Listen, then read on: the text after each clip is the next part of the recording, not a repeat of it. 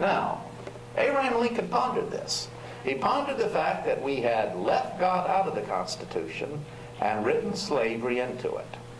And one of the reasons Lincoln is our greatest president is that he grew morally and spiritually in the course of that war. His first inaugural address was very weak. So weak it made the South think that the Union would not fight. And it was all about conciliation and not changing a single postmaster even, not interfering with slavery anywhere where it existed.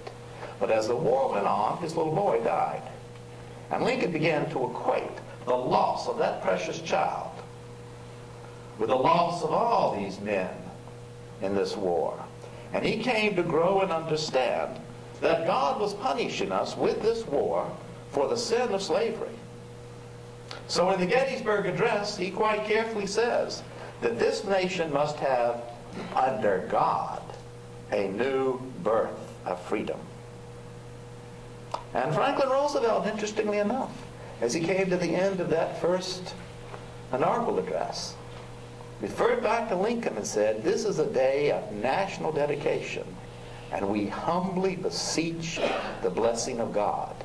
May He protect each and every one of you. May He guide my steps in the days to come." So this belief in God has been part of America. We have, in the last years, sought to remove part of this. Above all, we've taken values out of the public schools. We don't teach moral values. And then we wonder that we have shootings like Columbine.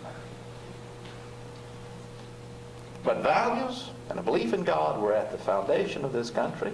And I noticed that President Ford said, "You haven't elected me with your ballots, but I hope you'll support me with your prayers."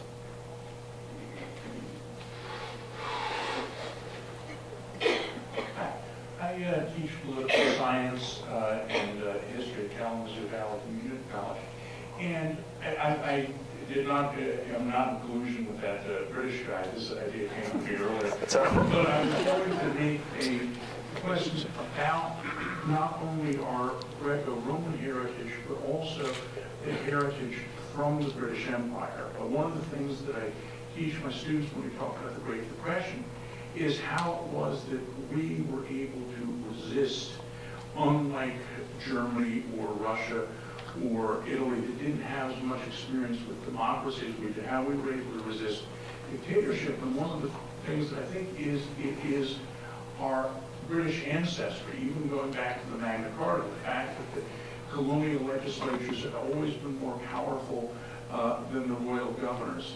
The idea of the checks and balances, that the British Bill of Rights, or the American Bill of Rights, was so closely modeled, I think, on the American Bill of Rights. And even when you had a charismatic leader like Roosevelt, who, people put pictures, of Roosevelt on their mantelpieces right up, between Grandma and the Virgin Mary, you would still have, in 1937, when he wanted to pack the courts, the country said, "No, you can't do that."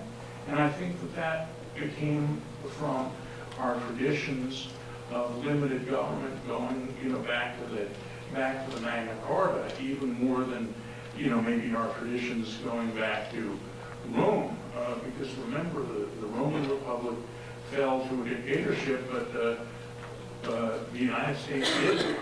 So I think that, and if you look at the world, in terms of our experience or Canada's experience or Australia's versus the experience of those countries that have been colonized by France or Spain, that we've had a lot easier time with democracy rather than those countries. Well, you do ask an excellent question, and I'd love to come back sometime and lecture to you. I'll give you a series of lectures on the unique historical currents that have shaped our American idea of freedom.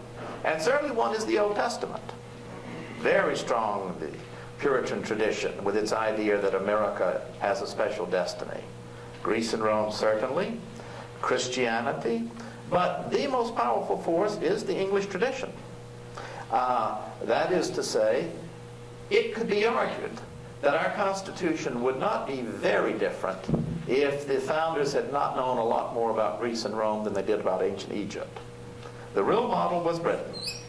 And the Magna Carta, and the belief that is still fundamental to us, that government is under the law, and that you have these basic rights. The wind and rain can enter the cottage of the most humble Englishman. The king in all his might may not. So the English tradition was the most important, and we were schooled for freedom by the period of the colonial age. And what George III could not understand is how deeply rooted these traditions of England had become in this country. So when Jefferson and the delegates put forth the Declaration of Independence, the first part was natural law from Greece and Rome. The second part was a very clear statement of how their rights as Englishmen had been infringed by the king. So you're teaching your students absolutely correctly. And I always say, well, you tell them I said this too.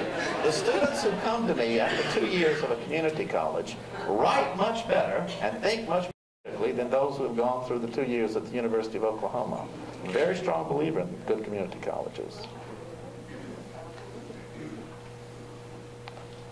Thank you. We didn't get a vote immediately, I remind you. I have been rising for a while, and quite a lot of conflict, and but we did.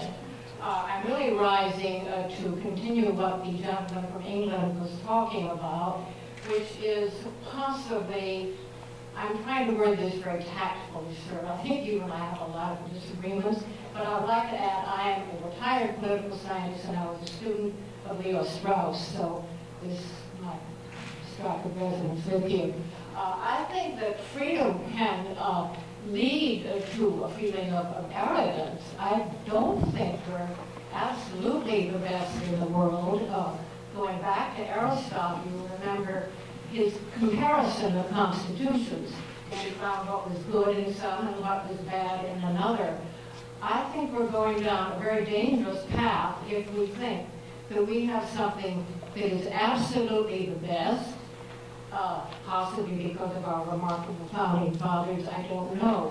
There are other systems. There's great danger out in the world, and I think that we must be careful not to hold up the banner of freedom as something absolutely wonderful. We know that freedom can lead to license, and I think this is what the gentleman from England was talking about.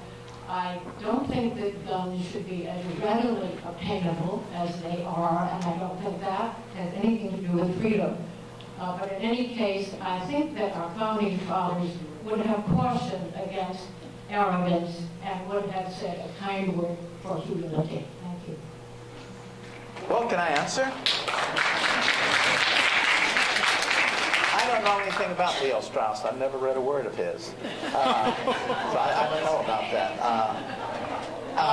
Yes, they were humble, and they would have said humility is a good thing, but from the beginning, they knew they were creating something special. And Abraham Lincoln, in not very humble words, said we were the last best hope for humanity. That's not a humble statement. Freedom can become license. That's absolutely true. And yet we have set up a constitution that still works and checks that.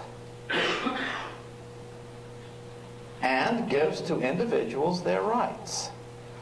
At critical moments, as I've been saying, we have not taken the easy path of despotism.